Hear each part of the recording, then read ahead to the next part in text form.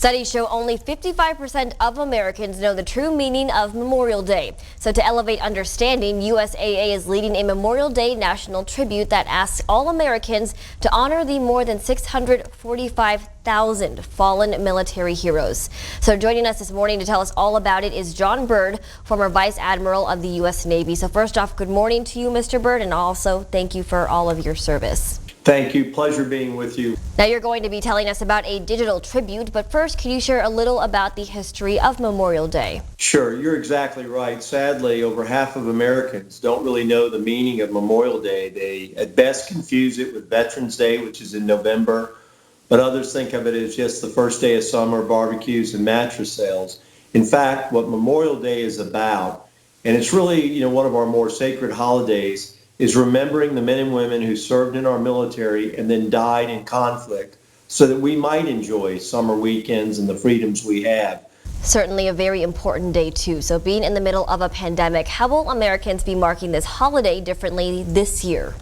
The Poppy Wall is something USAA does to help raise that awareness, that remembrance of these men and women that died. And as you said at the opening, we can't do it physically like we've done years in past, so we're doing it virtually by a website, poppyandmemory.com. Right, and the red poppy is a universal symbol of honor and remembrance for those who have fallen.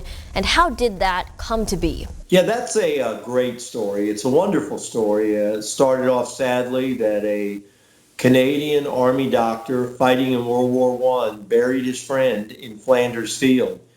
He was a bit of a poet himself, and the next day, inspired, he wrote a poem in Flanders Field mentioning how the poppies grew among the crosses, row on row. And then an American, Mona Michael, from Georgia, penned a corresponding poem, We Shall Keep the Faith, and she swore that she would wear the poppy forever as a remembrance. And she worked with the American Legion, and then the poppy, as a result, starting in 1920, became the official symbol of remembrance. And it's not only in the U.S., it's in Canada, the U.K., Australia, other European countries. They wear it on different days, their Remembrance Day, their Armistice Day, but we use Memorial Day to remember our fallen.